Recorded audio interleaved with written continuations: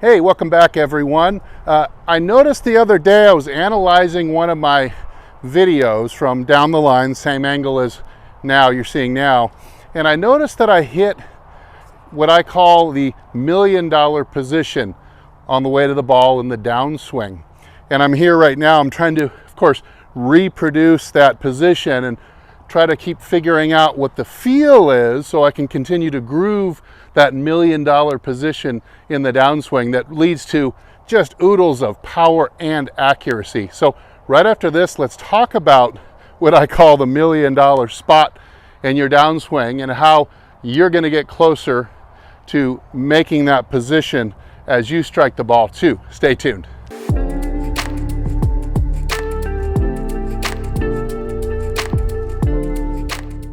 Hey, this is Steve with HitItLonger.com. I continue on my journey to hit the ball longer and straighter than ever before, and hopefully I'll try to help you do the same.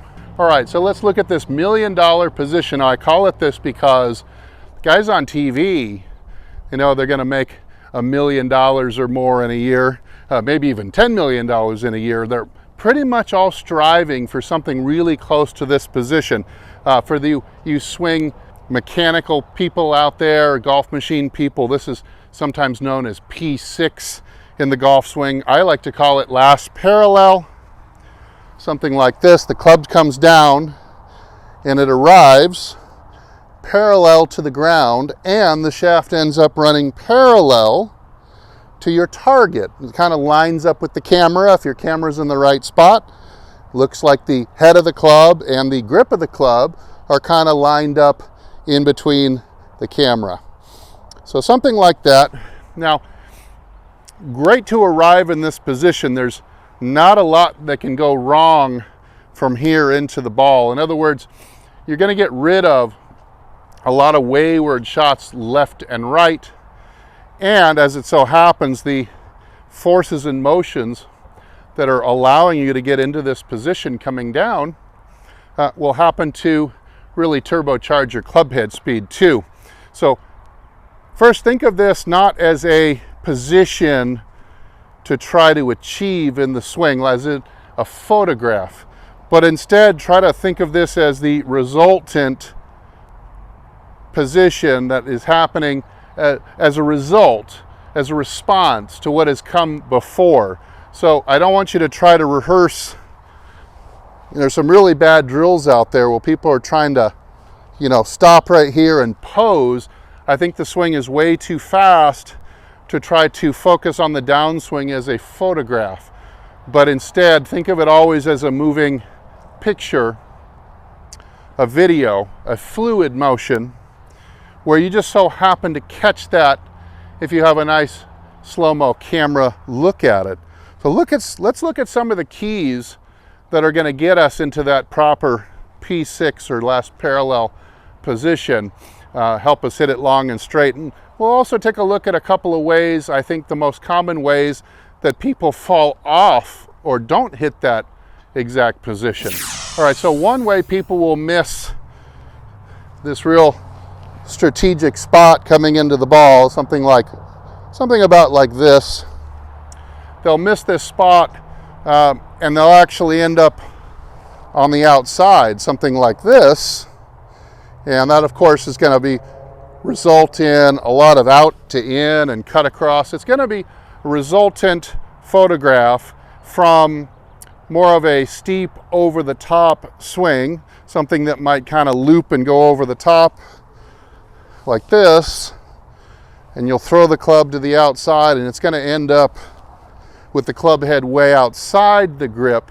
So if you photograph yourself, you video yourself, you really want to get good at positioning the camera both at the height of the handle, this high, which means you're going to set your tripod pretty low, and you also want to try to run it horizontally to get it just outside the toes onto the hand path line as well. And that way you really have this good perspective to keep an eye on or track this position.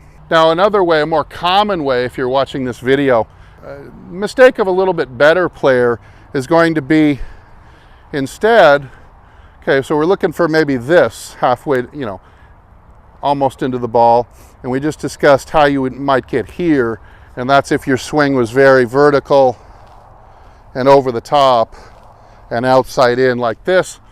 That will result in a lot of pulls, slices, that kind of thing. But the mistake of a better player, really common. I see this with a lot of my students who struggle to improve their scores because they simply can't rid themselves of the big wayward shot and the double bogey, the triple bogey, the shots into trouble 2 or 3 times around that really seem to derail a nice steady round they have going. And that's when the club head gets trapped inside here, what a lot of people might call stuck. So the problem is, the more you could be a little inside like this coming into the ball, and you can actually recover from this reasonably, but the problem is as the shots get longer and the clubs get bigger, it doesn't scale very well. So where you might have 3 or 4 inches inside looking like this at last parallel, you might be able to get away with it on the shorter clubs reasonably well and not have a big disaster number. But you're probably having a lot of trouble with the driver, the longer clubs, getting you into a lot of trouble both left and right. Most people will have a pet direction that they most often spray the ball in. And generally this will probably result in a lot of heel hits or a lot of low heel shots. And that will change the ball flight quite considerably. So remember, this is a resulting position. It's a response. It's not something where you're going to fix just by trying to do the opposite necessarily. I don't think that is going to give you very good results. But the way that most people get trapped or stuck in here is, it's going to start with the body. The body starts doing this move here. When this happens and you start to go over your toes a little bit into this early extension, a couple really bad things happen here. Number one, the rotation of the chest really kind of quits on you, and that kind of results in the handle of the club, instead of going here to start the swing around you a little bit, tends to drop under. You get that handle dropping under the plane here and going a little bit more vertical in the first 6 inches of your swing. You're really in big trouble here, because if it gets under early, it's probably going to have to try to correct and go out late. So the club shaft will stand up a little bit, it'll be a little steep and behind you. You're starting to look a little bit tall and humpy, and then it's going to start to work out to the ball late, and that's going to get the club head dragging behind the handle and ending up in the stuck position. Now what happens from here, very typically, and this is just typical, there's probably other ways that you can end up with the club in this position at P6. But generally what happens from here is, very few people from here will actually recover by really getting the hand path to crack around the corner to the left. Think of this like a hockey slap shot. If I just pull this end into my belly, I can really push the head of the club around to square up. But most people don't do that. There are a few guys on tour who might be a little bit like this. You might catch them on video if you watch a lot of videos on YouTube of tour players. But I promise that they are correcting, they are catching up, getting back on the curve again, because their handle, this end of the stick, is cracking up, around, and left from there into impact. But most people will fall further behind the curve because they won't crack left enough. They'll get here, and of course they're here, and then they're going to end up this way. And you see I'm in a really precarious position here right before impact, with the face tending to be open. So what I'm going to have to introduce into this is going to be a real big flip of the toe. And now you're kind of playing with fire as the club face goes from open to closed much more rapidly than we would like to see. Just makes it more problematic or more temperamental to time the club face, especially on the big shots where you really like to have a little bit more stability or squareness to the arc with that club face as you go through. Now, one reason it has to, the handle from here, generally when you're here, can't crack around to the left is because the thigh and the hip are kind of now in the way, as well as this hip and thigh have kind of pushed out into the track of the ideal hand path, and so you're forced to push that hand path out here further, and now we can't get it back around left nearly as much as we should. So we end up, and you'll see this if you like to film yourself, this end of the stick will simply not crack a left turn and arc around you like the water ski boat turning left, but instead it's going to follow up the fairway more this way, maybe a little left, but not strong enough left. And so you're never going to get this hockey stick type response, this angular response of making the head catch up with the handle on time. And not only, of course, you can see how that would speed it up, but it's also going to make it square up without having to spin the shaft and apply this type of force to the grip that ends up being kind of our emergency parachute. So getting stuck like this can often be a product of a poor pelvis action, poor footwork and use of the ground, clawing us into more of this position. Now, I have seen people make good pivots and still end up stuck like this simply because they could keep a really good posture coming in and they still get stuck in here because their arm path is not following the same arc as, let's say, your belly button, your navel, or your center of mass is trying to move around an arc. But your arms are kind of separating out from your body as they come into the ball. So notice I'm making a good pivot action here, but this is going from close to the pocket here to away from the pocket. And again, this end of the stick not cracking around the corner, it's going to cause the club head, instead of giving you this beautiful angular response like this, it's going to do the opposite. It's going to cause it to kind of tuck in along the pulling line, the pulling vector of the handle this way. It's like a reverse hockey slap shot. So you can see how that would decelerate the club head. It would cause you to feel like you have to strengthen it or muscle it to get it squared up. Some of you might feel like it takes way too much effort to square the club face, instead of just feeling kind of naturally squaring up. People with good handle paths often report that they don't use their hands at all. And this is because they're getting this beautiful response of the head coming around to square up and picking up speed. They just don't feel like they have to add anything with the hands in order to make the club face go square and go fast. Now, this is not true. It's a myth. It's an illusion of perception, you'd say.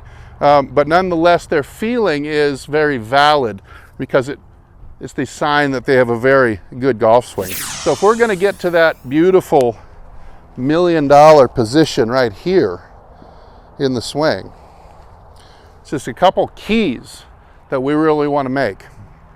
Number one, we got to make sure that the butt depth, and I talk about this ad infinitum. I talk about it all the time on my channel because it's so important and it's so common for people not to do this.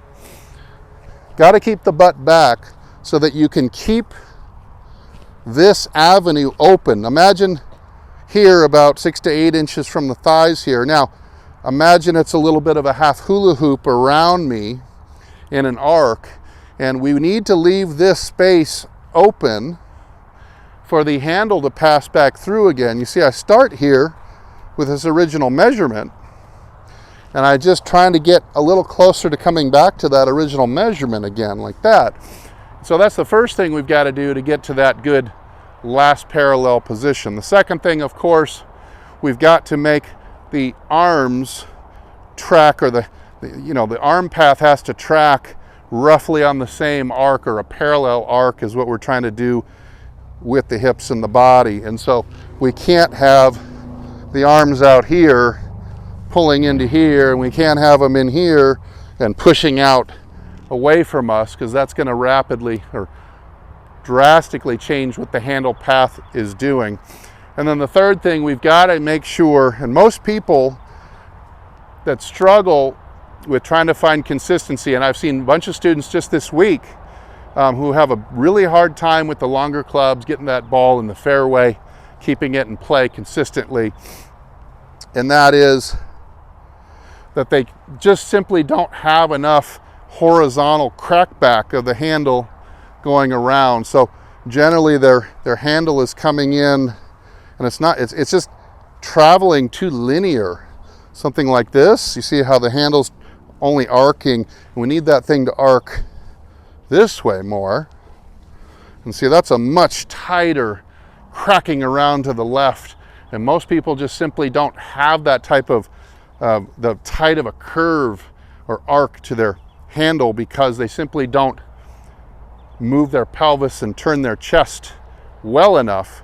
They tend to more do this, or of course they could end up like this, and then again you're going to run linear again, because from here you're not going to curve left. It would just make your outside in even worse. So those are the three ideas that are going to help you. Remember, it's a resulting position. It's not a photograph to try to aspire to, because you don't want to drill stopping in this position or trying to decelerate the club in this position. It's not a good, this is where you really want to be firing. So make sure that you cover all these three things: the depth of the butt, the path of the arms here, and the good cracking of the handle, cracking it back around the curve to the left as you come into the ball. Let's see if I can recreate. I showed you that magic swing I made that I caught myself beautifully in the P6 position. Let's see how close I can come here to reproducing that position.